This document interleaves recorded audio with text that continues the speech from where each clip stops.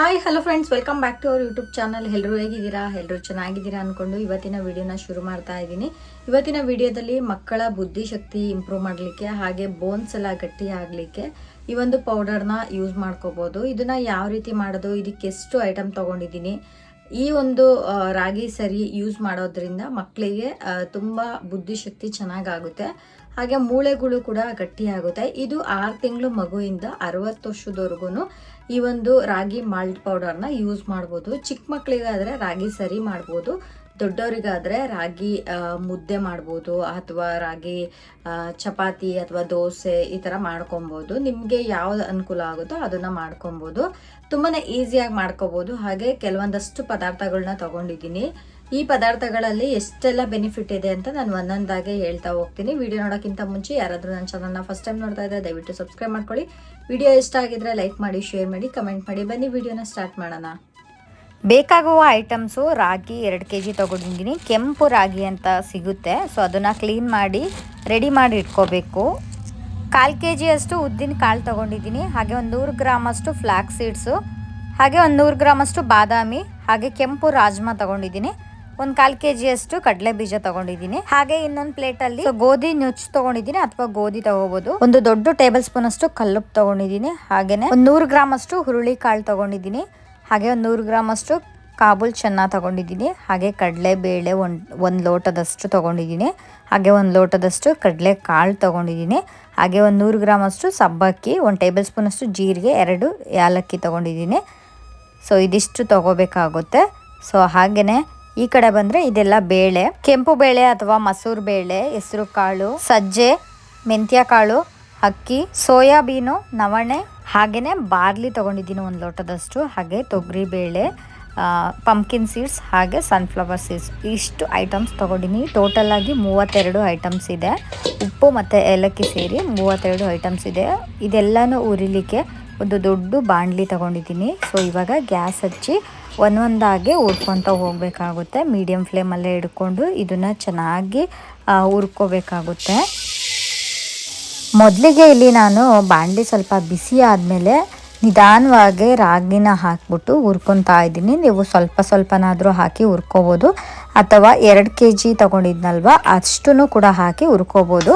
Medium ಫ್ಲೇಮಲ್ಲೇ ಇಟ್ಕೊಂಡು ಇದನ್ನು ನಿಧಾನವಾಗಿ ಹುರ್ಕೋಬೇಕಾಗುತ್ತೆ. ಸೊ ಈ ಮಾಲ್ಟ್ ಪೌಡರ್ನ ಮಾಡಿ ನೀವು 6 ತಿಂಗಳಿಂದ 1 ವರ್ಷದವರೆಗೂ ಸ್ಟೋರ್ ಮಾಡಿ ಇಟ್ಕೋಬೋದು. ಸೊ ನೀವು ಉರಿಬೇಕಾದ್ರೇ ನಾನು ತೋರಿಸೋದಲ್ಲ, ಕಲ್ಲುಪ್ಪು 1 ಟೇಬಲ್ ಸ್ಪೂನ್ ಅಷ್ಟು ಕಲ್ಲುಪ್ಪು ಹಾಕಿದ್ರೆ ಯಾವುದೇ ರೀತಿ ಕೆಡೋದಿಲ್ಲ, ಹಾಗೆ ಯಾವುದೇ ರೀತಿ ಹುಳನೂ ಆಗೋದಿಲ್ಲ. ಈ ಟಿಪ್ನ ನೀವು ಫಾಲೋ ಮಾಡಬೇಕಾಗುತ್ತೆ. ರಾಗಿ ಯೂಸ್ ಮಾಡೋದ್ರಿಂದ ಸಾಕಷ್ಟು ಬೆನಿಫಿಟ್ ಇದೆ. ಮೂಳೆಗಳು ಗಟ್ಟಿ ಆಗ್ಲಿಕ್ಕೆ, ಹಲ್ಲು ಕೂಡ ಸ್ಟ್ರಾಂಗ್ ಆಗಿ ಹೆಲ್ತಿಯಾಗಿರ್ಲಿಕ್ಕೆ ರಾಗಿಯಲ್ಲಿರುವಂತಹ ನಾರಿನಾಂಶವು ನೇರಳವಾಗಿದ್ದು ಇದು ಅಕ್ಕಿ ಅಥವಾ ಬೇರೆ ಧಾನ್ಯಗಳಿಗೆ ಹೋಲಿಕೆ ಮಾಡಿದರೆ ಇದರಲ್ಲಿ ಆಹಾರ ನಾರಿನಾಂಶವು ಹೆಚ್ಚಾಗಿರೋದ್ರಿಂದ ಇದರಿಂದ ಜೀರ್ಣಕ್ರಿಯೆ ಸಂಬಂಧಿಸಿದ ಸಮಸ್ಯೆಗಳು ದೂರ ಆಗುತ್ತೆ ಅಂತಾರೆ. ರಾಗಿ ತಿಂದ್ರೆ ಅದು ಬರೀ ಹೊಟ್ಟೆ ತುಂಬುದಂತೆ ಮಾಡುವುದಲ್ಲದೆ ಪದೇ ಪದೇ ತಿನ್ನುವುದನ್ನು ಇದು ಕಡಿಮೆ ಮಾಡುತ್ತದೆ. ಇದರಲ್ಲಿ ಸಕ್ಕರೆ ಕಾಯಿಲೆ ಇರೋರಿಗಂತೂ ಈ ರಾಗಿ ತುಂಬಾನೇ ಬೆಸ್ಟ್ ಆಪ್ಷನ್ ಅಂತಾನೆ ಹೇಳಿ. ರಾಗಿ ಯೂಸ್ ಮಾಡೋದ್ರಿಂದ ಎಷ್ಟೆಲ್ಲ ಬೆನಿಫಿಟ್ ಇದೆ ಅಂತ ನಾವ್ ಇವಾಗ ನೋಡುದು. ಸೊ ಅದೇ ರೀತಿ ಬಾದಾಮಿ ಕೂಡ ಅಷ್ಟೇ. ಪ್ರತಿದಿನ 4 ಬಾದಾಮಿ ತಿನ್ನೋದ್ರಿಂದ ಹೆಚ್ಚಿನ ಪೋಷಕಾಂಶಗಳನ್ನು ಇದು ಹೊಂದಿದೆ. ಡ್ರೈ ಫ್ರೂಟ್ಸ್ ಕಿಂಗು ಅಂದ್ರೆ ಅದು ಬಾದಾಮಿ ಅನ್ನೋದ್ರಲ್ಲಿ ತಪ್ಪಿಲ್ಲ. ದೈಹಿಕ ಮತ್ತು ಮಾನಸಿಕ ಆರೋಗ್ಯವನ್ನು ಹೆಚ್ಚಿಸುತ್ತದೆ. ಬಾದಾಮಿ ಸೇವನೆಯಿಂದ ಜೀರ್ಣಕ್ರಿಯೆಯನ್ನು ಉತ್ತಮಗೊಳಿಸುತ್ತದೆ. ಕೂದಲು ದಪ್ಪವಾಗಿ ಅಥವಾ ಹೆಲ್ತಿಯಾಗಿ ಬೆಳೆಯಲು ಬಾದಾಮಿ ತುಂಬಾನೇ ಸಹಾಯ ಮಾಡುತ್ತದೆ ಅಂತಾನೆ ಹೇಳ್ಬೋದು. ನೋಡಿದ್ರಲ್ಲ ಫ್ರೆಂಡ್ಸ್, ಬಾದಾಮಿಯಲ್ಲಿ ಎಷ್ಟೆಲ್ಲ ಬೆನಿಫಿಟ್ ಇದೆ ಅಂತ ನಾವಿವಾಗ ನೋಡುದು. ಅದೇ ರೀತಿನೇ ಕಡಲೆ ಬೀಜ ಅಥವಾ ಶೇಂಗಾ ಬೀಜ ನಮ್ಮ ದಿನನಿತ್ಯದ ಜೀವನದಲ್ಲಿ ಒಂದಲ್ಲ ಒಂದು ರೀತಿ ಇದನ್ನು ನಾವು ಬಳಸುತ್ತೇವೆ. ಕಡಲೆಕಾಯಿಯನ್ನು ಸೇವಿಸೋದ್ರಿಂದ ನಮಗೆ ದೊರೆಯುವ ಆಹಾರದ ಲಾಭಗಳು ಯಾವ್ಯಾವು ಅನ್ನೋದಾದ್ರೆ ಜೀವಸತ್ವ ಅಥವಾ ವಿಟಮಿನ್ ಇ, ಮೆಗ್ನೀಷಿಯಂ, ಫೋಲೇಟ್, ತಾಮ್ರ ಮತ್ತು ಅರ್ಜಿನೈನ್ ನಂತರ ಖನಿಜಗಳನ್ನು ಉತ್ತಮತೆಯಿಂದ ತುಂಬಿರುತ್ತದೆ. ಇದಕ್ಕಿಂತ ಹೆಚ್ಚಾಗಿ ಕಡಲೆಕಾಯಿ ಪ್ರೋಟೀನ್ ಸಮೃದ್ಧಿ ಸಂಯೋಜನೆಯನ್ನ ಇದು ಒಳಗೊಂಡಿದೆ. ಇದರಿಂದ ತೂಕ ಇಳಿಕೆ ಮಾಡುವವರಿಗಂತೂ ಇದು ಬೆಸ್ಟ್ ಆಪ್ಷನ್ ಅಂತಾನೆ ಹೇಳ್ಬೋದು. ಕಡಲೆಕಾಯಿಯನ್ನು ಡೈಲಿ ನಿಮ್ಮ ಪ್ರತಿನಿತ್ಯದ ಜೀವನ ಶೈಲಿಯಲ್ಲಿ ಬಳಸಬಹುದಾಗಿದೆ. ಸೊ ಕಡಲೆಕಾಯಿ ಬೀಜದಲ್ಲಿ ಎಷ್ಟೆಲ್ಲ ಪ್ರಯೋಜನ ಇದೆ ಅಂತ ನೋಡಿದ್ರಲ್ಲ. ಇದನ್ನು ಕೂಡ ಮೀಡಿಯಂ ಫ್ಲೇಮ್ ಅಲ್ಲಿ ಈ ರೀತಿ ರೋಸ್ಟ್ ಮಾಡ್ಕೊಂಡು ರಾಗಿ ಜೊತೆನೆ ಸೇರಿಸ್ಕೊಳ್ಳಿ. ಅದೇ ರೀತಿನೇ ನಾನು ಗೋಧಿನ ಯೂಸ್ ಮಾಡ್ತಾ ಇದ್ದೀನಿ. ಗೋಧಿ ನಾನು ನುಚ್ಚನ್ನ ತಗೊಂಡಿದ್ದೀನಿ. ಸೊ ನಿಮ್ಮ ಹತ್ರ ಗಟ್ಟಿ ಗೋಧಿ ಇದ್ರೆ ಅದನ್ನು ಕೂಡ ನೀವು ಹಾಕೊಬಹುದು. ಗೋಧಿ ಕೂಡ ಸಾಕಷ್ಟು ಪ್ರಯೋಜನಗಳನ್ನು ಹೊಂದಿದೆ. ಗೋಧಿಯಲ್ಲಿ ರಕ್ತವನ್ನು ಶುದ್ಧೀಕರಿಸಲು ಇದು ತುಂಬಾನೇ ಸಹಾಯ ಮಾಡುತ್ತೆ. ಹಾಗೆ ಮೈದಾಗೆ ಹೋಲಿಸ್ಕೊಂಡ್ರೆ ಗೋಧಿ 100 ಪಟ್ಟು ಮೇಲು ಅಂತಾನೆ ಹೇಳ್ಬೋದು. ಗೋಧಿಯಲ್ಲಿ ವಿಟಮಿನ್ ಇ ಹಾಗೆ ಸೆಲೆನಿಯಂ ಮತ್ತು ಫೈಬರ್ ಇರುತ್ತದೆ. ಇದು ಮಾರಣಾಂತಿಕ ಕಾಯಿಲೆ, ಕ್ಯಾನ್ಸರ್ ತಡೆಗಟ್ಟಲು ಸಹಾಯಕಾರಿ ಅಂತಾನೆ ಹೇಳ್ಬೋದು. ಗೋಧಿಯಲ್ಲಿ ಸಾಕಷ್ಟು ಪ್ರಯೋಜನಗಳಿದೆ. ಇದನ್ನು ಕೂಡ ನಿಧಾನವಾಗಿ ಈ ರೀತಿ ರೋಸ್ಟ್ ಮಾಡಿಕೊಂಡು ಇದನ್ನು ಕೂಡ ರಾಗಿ ಜೊತೆಗೆ ಸೇರಿಸ್ಕೊಳ್ಳಿ. ನೆಕ್ಸ್ಟ್ ಇಲ್ಲಿ ನಾನು ಒಂದು 100 ಗ್ರಾಮ್ ಅಷ್ಟು ಉದ್ದಿನ ಕಾಳನ್ನ ಯೂಸ್ ಮಾಡ್ತಾ ಇದ್ದೀನಿ. ಉದ್ದಿನ ಕಾಳು ಅಥವಾ ಉದ್ದಿನ ಬೇಳೆ ಯಾವುದಾದ್ರೂ ಯೂಸ್ ಮಾಡ್ಬೋದು. ಇದು ಜೀರ್ಣಕ್ರಿಯೆಯನ್ನು ಸುಧಾರಿಸುತ್ತದೆ ಹಾಗೆ ಮಲಬದ್ಧತೆಯನ್ನು ಕೂಡ ಸುಧಾರಿಸುತ್ತದೆ. ಇದರಲ್ಲಿ ಹೆಚ್ಚಿನ ಪ್ರೋಟೀನ್ ಹಾಗೆ ಕಬ್ಬಿಣ, ಕ್ಯಾಲ್ಸಿಯಂ, ಮೆಗ್ನೀಷಿಯಂ ಹಾಗೆ ಪೊಟ್ಯಾಷಿಯಂನಂತಹ ಪೋಷಕಾಂಶಗಳನ್ನು ಒದಗಿಸುತ್ತದೆ. ಇದು ಚರ್ಮದ ಸೌಂದರ್ಯವನ್ನು ಹೆಚ್ಚಿಸಲು ಹಾಗೂ ಕೂದಲು ಉದುರುವುದನ್ನು ತಡೆಗಟ್ಟಲು ಸಹಾಯ ಮಾಡುತ್ತದೆ ಅಂತಾನೆ ಹೇಳ್ಬೋದು. ಉದ್ದಿನ ಬೇಳೆಯಲ್ಲಿ ಎಷ್ಟೆಲ್ಲ ಪ್ರಯೋಜನ ಇದೆ ಅಂತ ನಾವಿಲ್ಲಿ ನೋಡಿದ್ವಿ. ಅದೇ ರೀತಿನೇ ಒಂದು 100 ಗ್ರಾಮ್ ಅಷ್ಟು ಸೋಯಾ ಕಾಳನ್ನು ಕೂಡ ಯೂಸ್ ಮಾಡ್ತಾ ಇದ್ದೀನಿ. ಸೋಯಾಬೀನಿನ ಪ್ರಯೋಜನಗಳು ಅಂದ್ರೆ ಮೂಳೆಗಳನ್ನು ಗಟ್ಟಿಗೊಳಿಸುತ್ತದೆ, ಹಾಗೇನೆ ಹೃದಯದ ಆರೋಗ್ಯವನ್ನು ಸುಧಾರಿಸುತ್ತದೆ, ತೂಕ ನಿಯಂತ್ರಿಸಲು ಸಹಾಯ ಮಾಡುತ್ತದೆ, ಸ್ನಾಯುಗಳ ಬೆಳವಣಿಗೆಗೆ ಸಹಾಯಕಾರಿ ಅಂತಲೇ ಹೇಳ್ಬೋದು. ಇದು ಜೀರ್ಣಕ್ರಿಯೆಯನ್ನು ಸುಧಾರಿಸುತ್ತದೆ ಮತ್ತು ಚರ್ಮ ಹಾಗೂ ಕೂದಲಿಗೂ ಕೂಡ ಇದು ಪ್ರಯೋಜನಕಾರಿ ಅಂತಲೇ ಹೇಳ್ಬೋದು. ಇದು ಉತ್ಕರ್ಷಣ ನಿರೋಧಕಗಳನ್ನು, ಪ್ರೋಟೀನ್ ಮತ್ತು ಫೈಬರ್ಗಳನ್ನು ಸಮೃದ್ಧಿಯಾಗಿರೋದ್ರಿಂದ ಸೋಯಾಬೀನ್ ತುಂಬಾನೇ ಅವಶ್ಯಕತೆ ಇದೆ ಅಂತಾನೆ ಹೇಳ್ಬೋದು. ಅದೇ ರೀತಿ ನಾನು ಇಲ್ಲಿ ಅಕ್ಕಿನ ಯೂಸ್ ಮಾಡ್ತಾ ಇದ್ದೀನಿ. ಅಕ್ಕಿ ಅಥವಾ ಅನ್ನ ತಿನ್ನೋದ್ರಿಂದ ದಪ್ಪ ಆಗ್ತೀವಿ ಅಂತ ಕೆಲವರು ಅನ್ಕೊಂಡಿರ್ತಾರೆ, ಆದ್ರೆ ಅದು ತಪ್ಪು ಕಲ್ಪನೆ. ಅನ್ನ ಸೇವಿಸೋದ್ರಿಂದ ಸಿಗುವ ಪ್ರಯೋಜನಗಳು ಅಂದ್ರೆ ದಿನಕ್ಕೆ 1 ಕಪ್ ಆದ್ರೂ ಅನ್ನ ತಿನ್ಬೇಕು ಅಂತ ಹೇಳ್ತಾರೆ. ಅಕ್ಕಿಯಲ್ಲಿ ನಾರಿನಾಂಶ ಅಧಿಕವಾಗಿದ್ದು ಇದು ತಿನ್ನೋದ್ರಿಂದ ಮಲಬದ್ಧತೆಯನ್ನು ನಿಯಂತ್ರಿಸಲು ಸಹಾಯ ಮಾಡುತ್ತದೆ. ನಮ್ಮ ಇಂಡಿಯಾದಲ್ಲಿ ಅಕ್ಕಿ ತಿಂದೇ ಇರೋರು ಯಾರು ಇಲ್ಲ ಅಂತಾನೆ ಹೇಳ್ಬೋದು. ಅಕ್ಕಿಯಲ್ಲಿ ಸಾಕಷ್ಟು ಪ್ರಯೋಜನಗಳಿವೆ. ಅದೇ ರೀತಿನೇ ನಾನಿಲ್ಲಿ 2 ತರ ಕಡಲೆಕಾಳನ್ನ ಯೂಸ್ ಮಾಡ್ತಾ ಇದ್ದೀನಿ. ಕಡಲೆಕಾಳು ನಮ್ಮ ಭೂಮಿ ಮೇಲೆ ಸಿಗುವಂತಹ ದವಸ ಧಾನ್ಯಗಳಲ್ಲಿ ಮಾನವನ ದೇಹಕ್ಕೆ ತುಂಬಾನೇ ಪ್ರಯೋಜನಕಾರಿ ಅಂದ್ರೆ ಅದು ಕಡಲೆಕಾಳು. ಕಪ್ಪು ಕಡಲೆ ಅಥವಾ ಬಿಳಿ ಕಡಲೆ ಅಂತಾರೆ. ಇದರಲ್ಲಿರುವಂತಹ ಹೆಚ್ಚಿನ ನಾರಿನಾಂಶವು ನೈಸರ್ಗಿಕವಾಗಿ ತೂಕ ಕಳೆದುಕೊಳ್ಳಲು ತುಂಬಾನೇ ಪರಿಣಾಮಕಾರಿ ಅಂತಾನೆ ಹೇಳ್ತಾರೆ. ದೀರ್ಘಕಾಲದ ತನಕ ಹೊಟ್ಟೆ ತುಂಬಿರುವಂತೆ ಮಾಡುತ್ತದೆ. ಆಹಾರದಲ್ಲಿ ಹೆಚ್ಚಿನ ಪ್ರೋಟೀನ್ ಅನ್ನು ಹೊಂದಿರುತ್ತದೆ. ಸೊ ಕಡಲೆಕಾಳಲ್ಲಿ ಸಾಕಷ್ಟು ಪ್ರಯೋಜನಗಳಿವೆ ಅಂತಾನೆ ಹೇಳ್ಬೋದು. ಇದನ್ನು ಕೂಡ ನಿಧಾನವಾಗಿ ಚೆನ್ನಾಗಿ ರೋಸ್ಟ್ ಮಾಡ್ಕೊಂಡು ಇದನ್ನು ಕೂಡ ರಾಗಿ ಜೊತೆನೆ ಸೇರಿಸ್ಕೋಬೇಕಾಗುತ್ತೆ. ನೆಕ್ಸ್ಟ್ ಇಂಗ್ರೀಡಿಯೆಂಟ್ಸ್ ಬಂದ್ಬಿಟ್ಟು ರಾಜ್ಮಾ ಕಾಳು ಅಥವಾ ಕಿಡ್ನಿ ಬೀನ್ಸ್ ಅಂತ ಕರೀತಾರೆ. ಇದರಲ್ಲಿ ಕೂಡ ಸಾಕಷ್ಟು ಪ್ರಯೋಜನಗಳಿವೆ. ಕಿಡ್ನಿ ಬೀನ್ಸ್ ಅಥವಾ ರಾಜ್ಮಾ ದ್ವಿದಳ ಧಾನ್ಯವಾಗಿದ್ದು ಇದರ ಬಣ್ಣ ಅಥವಾ ಹೋಲಿಕೆ ಹೊಂದಿರೋದ್ರಿಂದ ಇದಕ್ಕೆ ಕಿಡ್ನಿ ಬೀನ್ಸ್ ಎಂದು ಕರೆಯಲಾಗುತ್ತದೆ.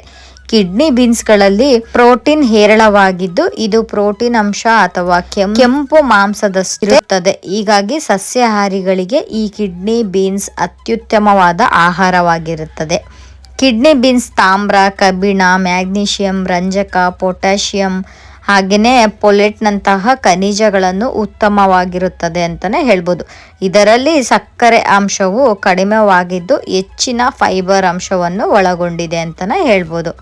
ನೋಡಿದ್ರಲ್ಲ ಎಷ್ಟೆಲ್ಲ ಬೆನಿಫಿಟ್ ಇದೆ ಈ ಕಿಡ್ನಿ ಬೀನ್ಸ್ ಅಲ್ಲಿ. ಅದೇ ರೀತಿ ನಾನಿಲ್ಲಿ ಸಬ್ಬಕ್ಕಿ ಕೂಡ ಯೂಸ್ ಮಾಡ್ತಾ ಇದ್ದೀನಿ. 1 ಲೋಟದಷ್ಟು ಅಂದ್ರೆ ಒಂದು 100 ಗ್ರಾಮ್ ಅಷ್ಟು ಸಬ್ಬಕ್ಕಿ ಕೂಡ ತಗೊಂಡಿದ್ದೀನಿ. ಹಾಗೇನೆ ಒಂದು 100 ಗ್ರಾಮ್ ಅಷ್ಟು ಬಾರ್ಲಿ ಅಕ್ಕಿನೂ ಕೂಡ ತಗೊಂಡಿದ್ದೀನಿ. ಹಾಗೆ ಒಂದು 100 ಗ್ರಾಮ್ ಅಷ್ಟು ಕಡಲೆಬೇಳೆನೂ ಕೂಡ ತಗೊಂಡಿದ್ದೀನಿ. ಈ 3ರಲ್ಲೂ ಸಾಕಷ್ಟು ಹೆಲ್ತ್ ಬೆನಿಫಿಟ್ ಇದೆ ಅಂತಾನೆ ಹೇಳ್ಬೋದು. 3ರಲ್ಲೂ ಹೆಚ್ಚಿನ ಪ್ರೋಟೀನ್ ಹಾಗೆ ಫೈಬರ್ ಹೊಂದಿರೋದ್ರಿಂದ ಇದು ಆರೋಗ್ಯಕ್ಕೆ ತುಂಬಾನೇ ಒಳ್ಳೆಯ ಪ್ರೋಟೀನ್ ಅನ್ನು ಕೊಡುತ್ತದೆ ಅಂತಾನೆ ಹೇಳ್ಬೋದು. ಇದನ್ನು ಕೂಡ ನಿಧಾನವಾಗಿ 3 ಈಕ್ವಲ್ ಆಗಿ ಚೆನ್ನಾಗಿ ರೋಸ್ಟ್ ಮಾಡ್ಕೋಬೇಕಾಗುತ್ತದೆ. ಇದನ್ನು ಕೂಡ ಇವಾಗ ರೋಸ್ಟ್ ಎಲ್ಲ ಆದ್ಮೇಲೆ ನಿಧಾನವಾಗಿ ರಾಗಿ ಜೊತೆನೆ ಸೇರಿಸ್ಕೊಳ್ಳಿ. ಹಾಗೆಯೇ ಒಂದು 100 ಗ್ರಾಮ್ ಅಷ್ಟು ಮೆಂತ್ಯ ಕಾಳನ್ನ ಕೂಡ ಸೇರಿಸ್ಕೊತಾ ಇದ್ದೀನಿ. ಹಾಗೆ ಮಸೂರ್ ದಾಲು. ಮೆಂತ್ಯ ಕಾಳು ಕೂದಲು ದಪ್ಪವಾಗಿ ಹಾಗೆ ಸೊಂಪಾಗಿ ಬೆಳೆಯಲು ಸಹಾಯ ಮಾಡುತ್ತದೆ. ಹಾಗೆ ಮಸೂರ್ ದಾಲು, ಹೆಸರು ಕಾಳು ಇದು ಕೂಡ ಅಷ್ಟೇ ನಮಗೆ ದೇಹವನ್ನು ಯಾವಾಗಲೂ ತಂಪಾಗಿಡಲು ಈ ಹೆಸರು ಬೇಳೆ ಅಥವಾ ಹೆಸರು ಕಾಳು ತುಂಬಾನೇ ಪ್ರೋಟೀನ್ ಅನ್ನು ಒಳಗೊಂಡಿರುತ್ತದೆ. ಸೊ ಇದೆಲ್ಲಾನು ನಮ್ಮ ದೇಹಕ್ಕೆ ಯೂಸ್ ಆಗುವಂತಹ ಐಟಮ್ಸ್ ಆಗಿರೋದ್ರಿಂದ ಮೆಗ್ನೀಷಿಯಂ ಮೂಳೆಗಳನ್ನು ಬಲಪಡಿಸಲು ಇವೆಲ್ಲವೂ ಕೂಡ ತುಂಬಾನೇ ಸಹಾಯಕಾರಿ ಅಂತಾನೆ ಹೇಳ್ಬೋದು. ಇದರಲ್ಲಿ ಹೆಚ್ಚಿನ ಕಾರ್ಬೋಹೈಡ್ರೇಟ್ ಮತ್ತು ಕ್ಯಾಲೋರಿಗಳು ಸಮೃದ್ಧಿಯಾಗಿದ್ದು ಇದು ತೂಕ ಹೆಚ್ಚಿಸಲು ಸಹಾಯಕಾರಿ ಅಂತಲೇ ಹೇಳ್ಬೋದು. ನೆಕ್ಸ್ಟ್ ಇಲ್ಲಿ ತೊಗರಿಬೇಳೆ, ಉದ್ದಿನಬೇಳೆ ಹಾಗೆ ಹುರುಳಿಕಾಳನ್ನ ಯೂಸ್ ಮಾಡ್ತಾ ಇದ್ದೀನಿ. ತೊಗರಿಬೇಳೆ ನಮ್ಮ ಭಾರತೀಯ ಸಸ್ಯಾಹಾರದಲ್ಲಿ ಹೆಚ್ಚಾಗಿ ಬಳಸುತ್ತಾರೆ ಅಂತಲೇ ಹೇಳ್ಬೋದು. ತೊಗರಿಬೇಳೆಯಲ್ಲಿ ಫೈಬರು ಹಾಗೆ ಕ್ಯಾಲೋರಿ, ಪ್ರೋಟೀನ್ ಮತ್ತು ವಿಟಮಿನ್ B3 ಅಂಶವನ್ನು ಒಳಗೊಂಡಿದೆ. ಹಾಗೆಯೇ ಹುರುಳಿಕಾಳು ಬಳಸೋದ್ರಿಂದ ಆಯುರ್ವೇದದ ಪ್ರಕಾರ ಹುರುಳಿಕಾಳು ಒಗರು ರಸ ಹೊಂದಿದೆ. ಇದು ಸೇವನೆ ಬಳಿಕ ಹುರುಳಿ ರಸವನ್ನು ಉಂಟು ಮಾಡುತ್ತದೆ.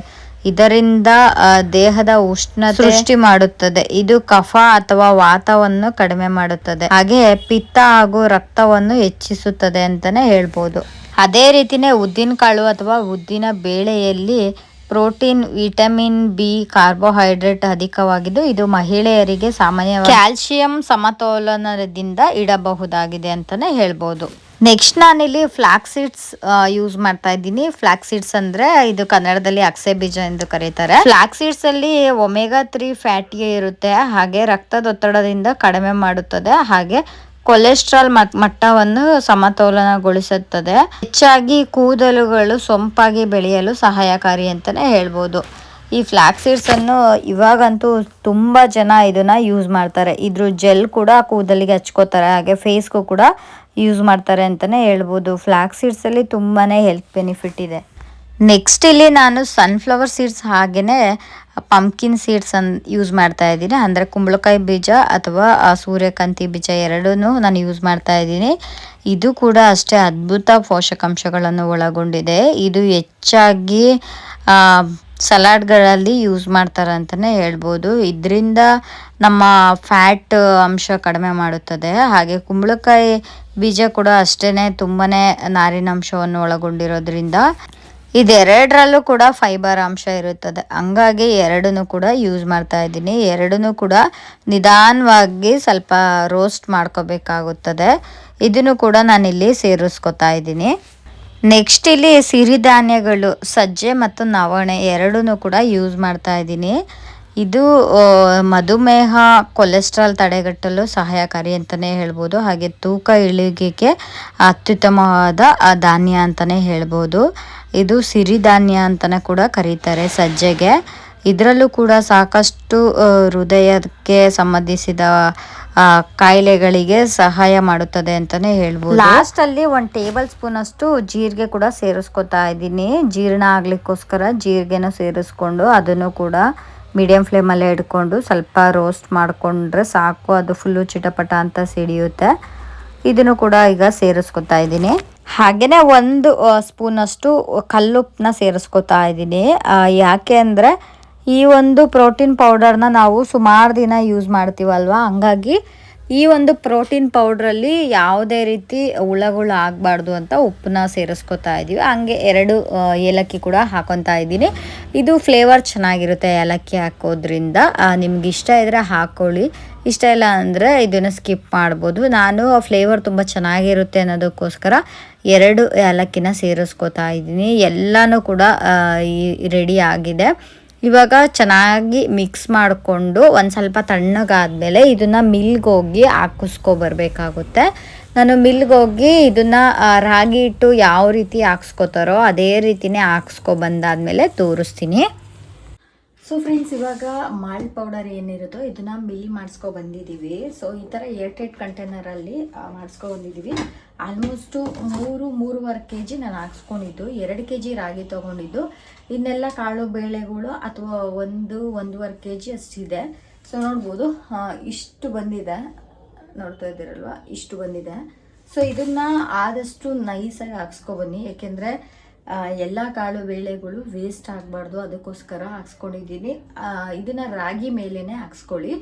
ಅವರು ಮಿಲ್ಲಲ್ಲಿ ಕೇಳ್ತಾರೆ ಅಕ್ಕಿ ಅಥವಾ ಗೋಧಿ ಯಾವುದಾದ್ರ ಮೇಲೆ ಹಾಕ್ಸಿದ್ರೆ ನೀವು ರಾಗಿ ಮೇಲೆ ಹಾಕ್ಸ್ಕೊಂಡ್ರೆ ನೀಟಾಗೆ ಹಿಟ್ಟು ಈ ರೀತಿ ಫುಲ್ ನೈಸಾಗಿ ಬರುತ್ತೆ.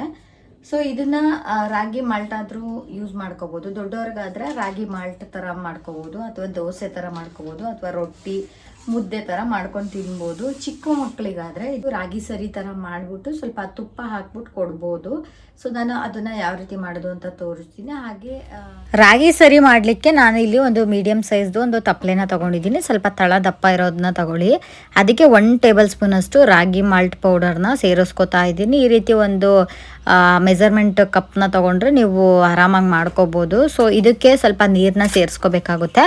ಒಂದು 1/4 ಲೀಟ್ರ್ ನೀರನ್ನ ತೊಗೊಂಡಿದ್ದೀನಿ ನಾನು.